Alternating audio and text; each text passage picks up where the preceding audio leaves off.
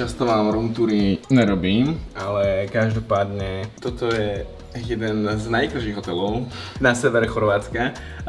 Myslím si, že krajší tu asi ťažko budete hľadať. Každopádne vyzerá to tu asi takto, toto je vchod. Hej. Veľmi pekná kúpeľňa, priestorná, je s takou samostatnou vaňou, veľmi peknou presvetlenou sprchou. S tým, že to, čo je hlavné, sa samozrejme nachádza tuto ďalej. Ešte vám sa také poukazujem, aby to nebolo také rýchle. Tu vidíte druhú časť, ja som tam nechal otvorený šuflík ako imbecil. Samozrejme, to je, tak to je celkom plný minibar. Priestorná posteľ, fakt že obrovská. Vidíte, vám tu zapožičať dokonca takýto krásny foťák. Tu máte nejakú výstavku, ja som si zložil nejaké veci podával. Samozrejme nesmie chýbať televízor v takomto izbe, niekde si sedíte. A tento brutálny výhľad, ešte sú tam aj čajky. Krásne tu pijú. Máte na rovín. A tu máte ešte taký vlastný, samostatný, maličký bazénik, ktorého takto vojdete, hej. A užívate si takýto prekrásny výhľad. Wow, toto vyzerá, takže fakt, že špičkovo, celkovo, s loďkami. Máme taký, akože infinity pool toto. Brutálne. Neskutočný výhľad, sme tu z BMW na krásnom evente, kde si ukážeme, ako jazdí M5 Touring na uzatvorených tratiach. Ukážeme si, ako nedriftuje zrejme. A keby chcete ešte názov hotela, je v popise, pretože som tu síce druhýkrát, ale už som ho zabudol. Grand Hotel Park sa to volá.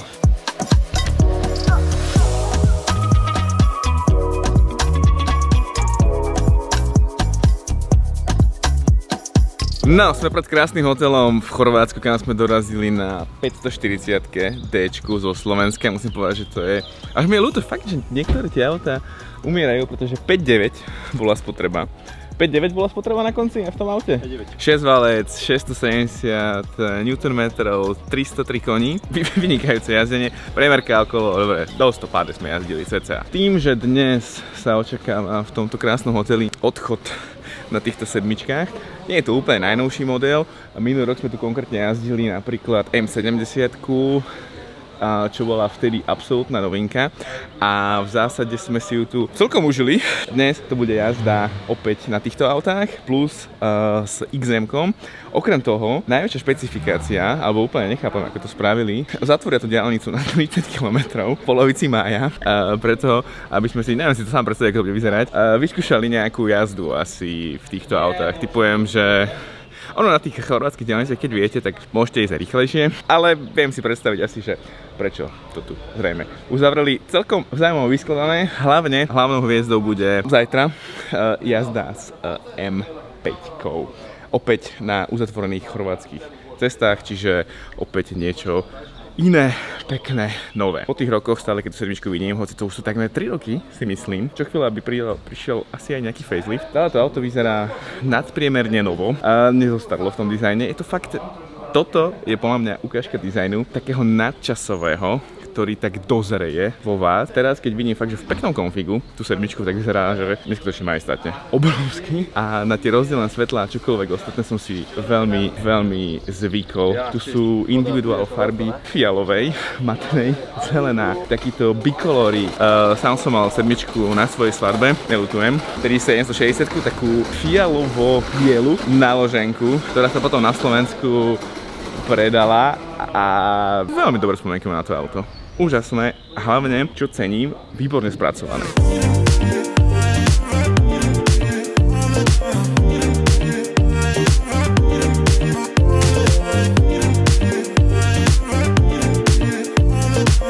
Toto je sedmička, ktorá sa použila vlastne pri filme Dnes neumieraj a jazdilo sa s ňou tak, tá prvá bola zničená, ale tá, ktorá fungovala a bola andelkou, ale nebolo tak, že týpek sedel v tejto sedačke. Tam mal milión páčiek, videl cez tento monitor a napríklad jedna z tých kamier je tu na tomto späťaku. Akože veľmi zaujímavé, veľmi pekné auto, ktoré vlastne funguje alebo existuje iba v jednom exemplári.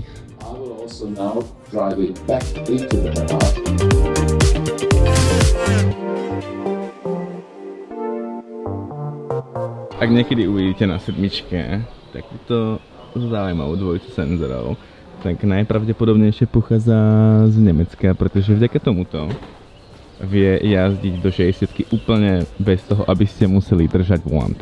Čiže to je unikátna špecifikácia, ktorá tu je. Tak tu vyzerá štandard. Bez toho. Tu sú vlastne senzory na myši, ktoré to dovolujú. Tu nám to síce fungovať nebude, ale mimo toho zaujímavý spek. 760, to znamená 6 valec s plug-in hybridom, s elektrikou. A máme pred sebou kúsok uzatvorenej diaľnice. Na tej sedmičke mne osobne príde aj po tých 3 rokoch, alebo koľko čo sa vyrába, tá kvalita toho interiéru neskutočná. A proste cítim sa v neskutočne solidnom nemeckom aute, kde oproti 5-ke napríklad tu máte kovové tie krásne, drahé reproduktory. Nesedíme v konfigurácii, kde máme kašmír, tie sú za nami, čo je taká špecivlná, čiže koža to napríklad nie je úplným highlightom, ale oproti takým iným alebo slovenským modelom tu máme taký unikátny volant, čo som vpredu ukazoval tie senzory, tak tento volant tu má takéto špeci svetielko, aj zvláštne tlačítko, ktoré teraz samozrejme nefunguje.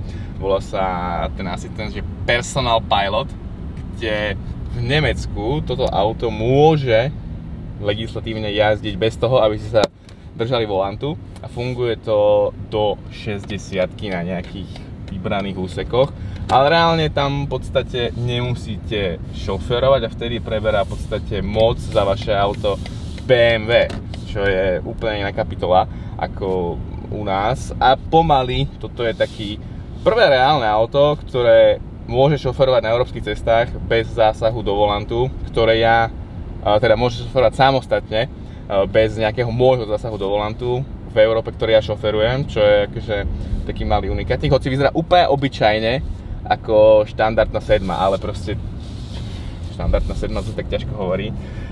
Úžasne sa tu sedí, proste tie sedadlá sú vynikajúce, odlučnenie, úplne iný level. Imponuje mi to tu fakt, ako to tu je poskladané.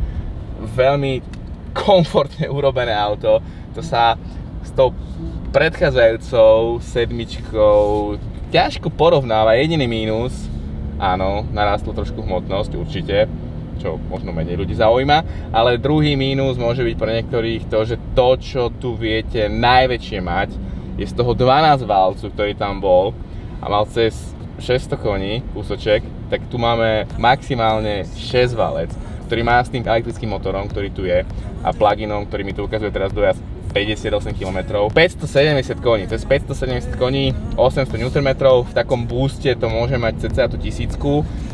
Rýchle auto, špičkové, ukážeme si ho na tej diaľnici. To je jediný taký medzičlánok možno, ktorý môže niekoho odrázať od kúpy, ale za mňa buď v diesli ho tu viete mať, alebo v benzíne. Veľmi spokojný by som bol v tomto aute a čudujem sa, jazdia po nejaké po Slovensku, populárnejšie S-ko ako sedmička, že to ešte sa tak neotočilo, lebo áno, Mercedes S-ko je vlastná kapitola, ale pár rokov, neviem, nemusí to tak vždy byť.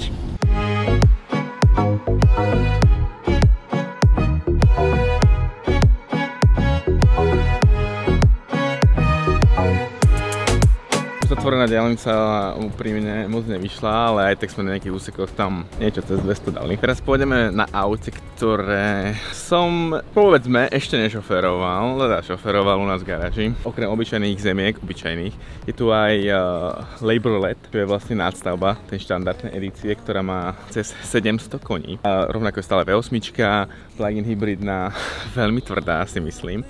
A veľmi unikátne auto, ktoré sa však v podstate svojho nástupcu zrejme nedočká. Je to také exkluzívne auto, ktoré bude asi taká, že veľmi zaujímavá výnimka asi v tom BMW svete, aj v prípade toho XM-ka. Ono to naživo vyzerá strašne zaujímavo. Ani mi ten dizajn až tak nejak neprekáža ani nič, proste vyzerá to brutálne agresívne, je to veľké, zaujímavé, rýchle. Mne osobne, čo mne na tom jediné nejak prekážalo, bol ten taký komfort možno toho, že to je SUVčko a je to tvrdé asi ako nejaké pretekárske auto. Aj keď to tak akože myslené, ale do života trochu ťažšie. Takže 748 koňová, 1000 Nm verzia. Môžeme to natočiť.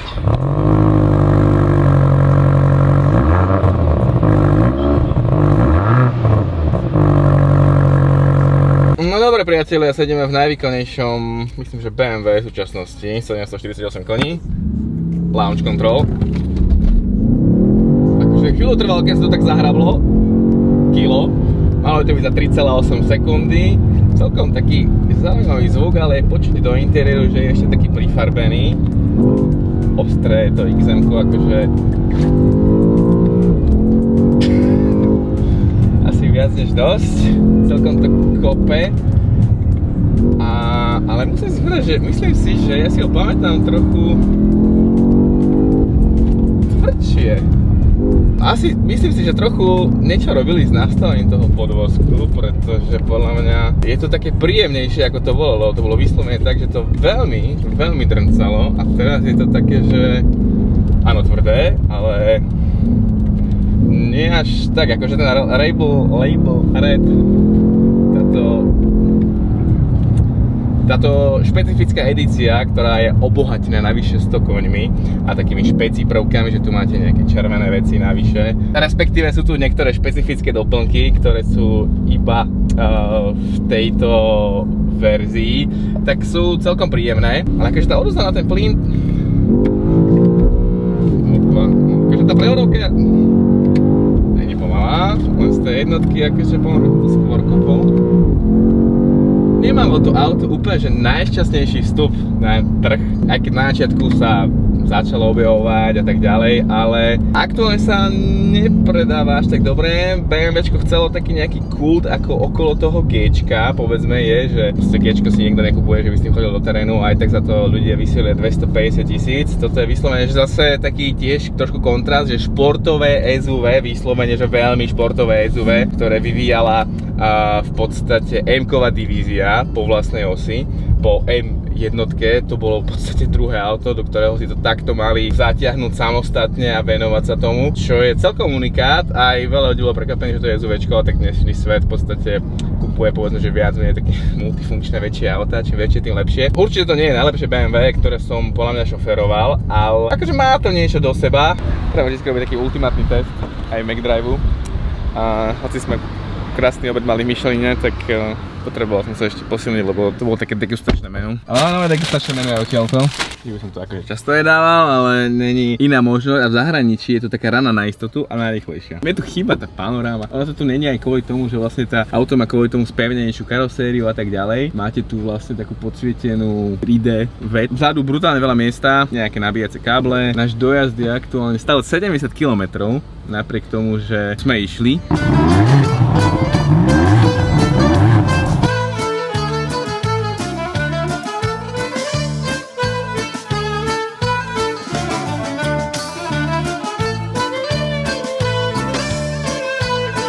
Že celá taška mi smrdí od piva. Kúpala som chalanom zo strany Juiceco, som to dal teraz. A jedna, to má ešte taký 6-pack a jedna z tých krásnych prémiových plechoviek mi tam zrejme, keď som tam rval naspäť tú prístavku, veľmi jemne ju tam dával, buchla a keď som chvíľku balil sa v aute, pozerám, že čo je to voda? To není voda, to nejak moc pení. No a potom mi to došlo, že v taške, kde mám miliardu vecí, takto drona, hej, alebo čokoľvek ďalšie, teče pivo za 2 €.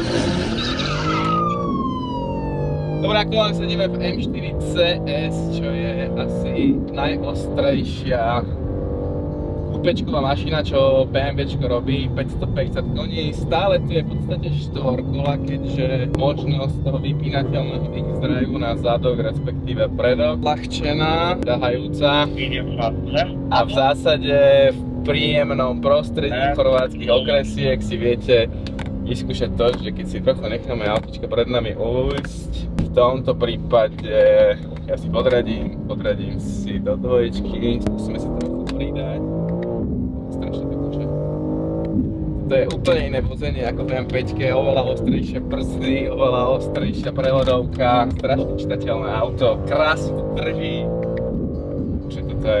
To je proste ten rozdiel medzi tým, že už niekto chce extrémnu mašinu od BMW, 5 je úplne aktuálne na iné veci. Je to proste GTčko, ktoré urobí kilometre pekné a toto je taká tá mašina, čo má vyčarý úsmev na tvári. Príde mi aj tá prevodovka, že vďaka tomu, že tu nie je žiaden hybridný systém, veľa rýchlejšie radí, to auto tak sedí. Sme na uzatvorenej ceste, vidíte, sme niekde v obci, ale keďže máme všade panákov, BMWčko, si to dovolilo.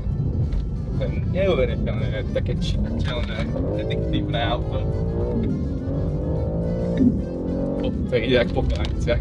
Ja som dlho nešoferoval lepšie auto ako toto. Úplne maximálne geniálna mašina. To je normálne zázrak, že takéto auto v roku 2025 ešte existuje, že tu nemáte žiaden plug-in hybridný systém, žiaden mild hybridný systém, je tu v podstate vpredu iba 6-válec.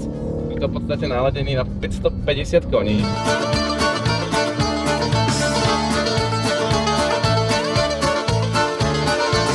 Aktuálne mám pred sebou veľkého dizajnéra Markusa, ktorý vlastne pracuje v BMW a navrhol so svojím tímom všetky tieto auta. Which of these cars do you like most, or which are your favorite from BMW M5 and 4? From a designer point of view, when you work on with a design team on a project like that, it's like a child, you know. Yeah. And as a parent, as a father, you like all your childs, and therefore they have distinctive different characters. But this makes it so interesting.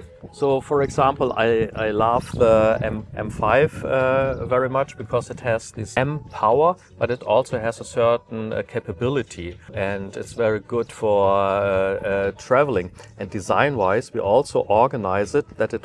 If you look on the lower part, it really looks like a race car. But when you look then from the side, it's a very nice, elegant sedan.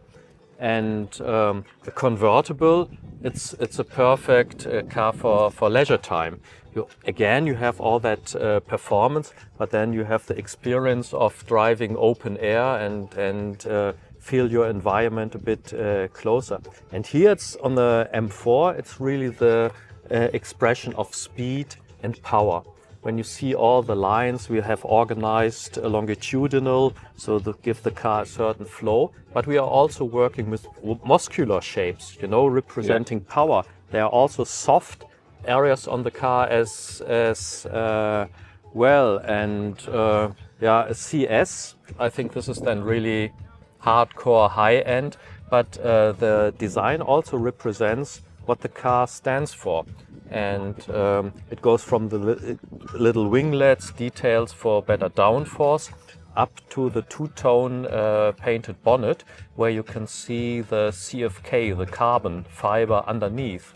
So we are trying to figure out what is the best design really to express the content of the car as well. So you like every car here? Yeah, like they are like kids and children, and we as a team enjoyed it to design those cars and to develop it with the engineers. And yeah, it's nice to see them here. You know, when we are working on a design from the first sketch to the production car or to an event like that, okay, so it takes so much time. Where you start if you are driving the car?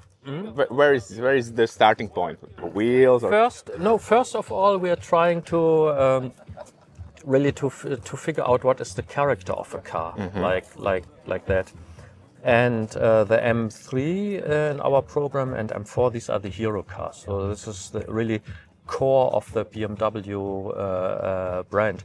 But for the M5, we said this is the gentleman with a twist. So the last days we have some also James Bond experiences, and this is the character we had in mind. You know, when James Bond comes along in his tailor-made grey dress, and so he looks like a gentleman.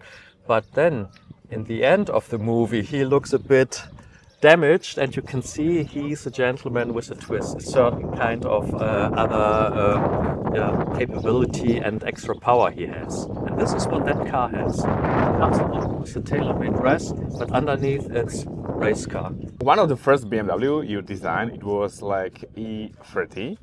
E46. E46. Yeah, it's a young designer E46 M3. M3. Yeah. And it's like iconic car nowadays. Is there any specific way for new trends in design for, I don't know, BMW, you know, you see the bigger kidney in M4, the normal one in M5, or some brands trying to have separate headlights, you know, for daily and for night use. It's something predictable in the design for BMW or for you? As a premium and luxury brand, we have one advantage, that we have a long heritage of iconic cars and details. And this is the fundament of our work.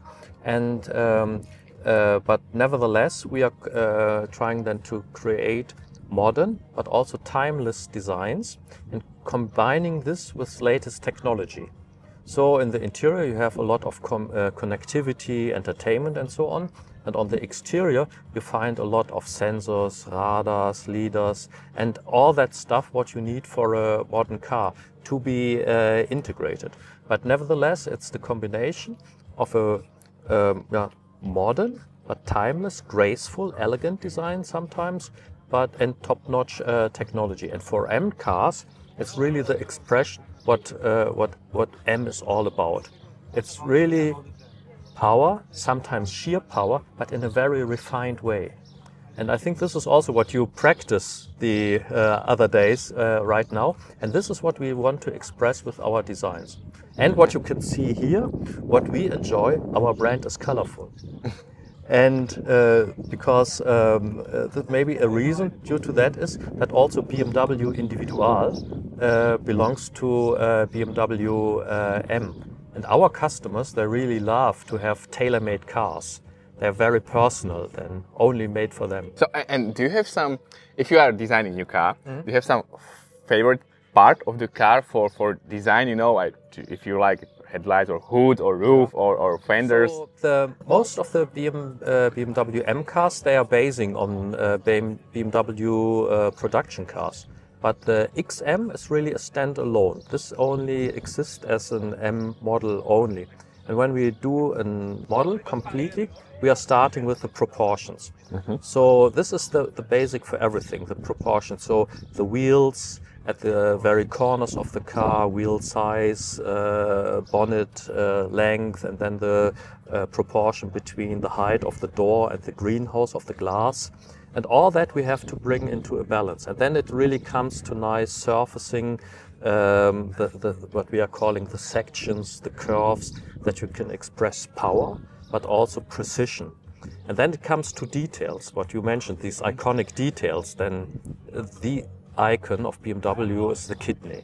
And they are putting a lot of effort into it. Sometimes we put light around it, or when you look here at an M4, here we have a tall kidney, but in order to have it more radical, more race-oriented, we got rid of the chrome finisher. And the whole kidney reminds of the regular 4 Series, but it's a bit more edgy. And then we have put these, what we are calling lamellas, in horizontally. Normally, we on BMWs we have vertical lamellas, but vertical stands for luxury, for elegance and for status. But that car stands also for power, and therefore it's a nice combination having horizontal lines and then this vertical kidney.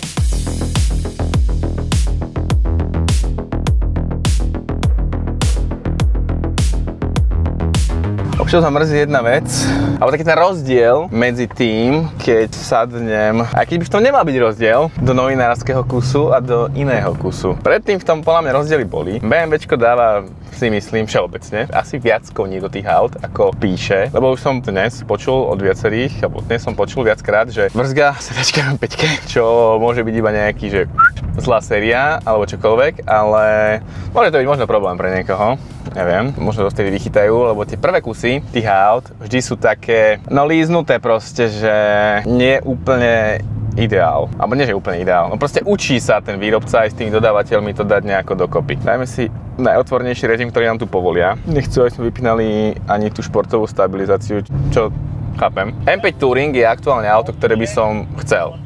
Reálne proste použiteľné na každý deň.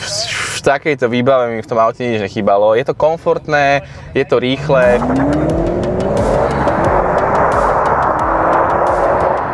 To je raketa. Je to byť športové, fakt športové. A samozrejme nie je to, že M4 CS. Krásny rejc, podľa mňa na štvorkolku. Čo jebe. Takže tie brzdy akože tlačia tých 2,5 tony. Tie uzatvorené cesty veľmi nevyšli, pretože tam to bolo veľmi ležérne to tempo. Boha, jak to kopne. Akože keď má byť nemecké inžinierstvo jedným z najlepších na svete, hej, a proste výkladnou skriňou, hej, a.k.a. Porsche a tak ďalej. M5 je... To proste pochopia ľudia, až keď sa do nej posadia a trochu prevezú. Áno, toto nie je puristický nástroj úplne pre, ako by som povedal, nadšencov takej ostrej jazdy, ale nie je to zlé auto. Proste to sa nedá povedať, že by kvôli tomu M5 bolo zlé auto. Ťaháte tu so sebou debilnú baterku, ťaháte tu so sebou káble. Viete jazdiť aj bez toho, hej, samozrejme, nemyslím si, že väčšina majiteľov bude nabíjať M5-ky, ale pozor na to, vďaka tomu sa vám otvárajú nové možnosti pri parkovaní pri obchodných centrách. Väčšinový zákazník BMWčka, podľa neho sa orientovali, podľa toho vyzerajú aktuálne objednávky, aj čo som sa pýtal, kúsok od nás pri RDM-ke postavili nový showroom, čakačka skoro rok na M5-ku, v závislosti od výbavy. Nikto od toho nedáva ruky pred, báli sa toho ľudia, áno, lebo skrz hmotnosť a tak ďalej, ale vyslovene teraz si to našlo svoju cieľovku, v kľude aj mňa, keď raz do a budem viacej robiť, tak si takúto kravinu po facelifte v budúcnosti, ja tuším, raz kúpim.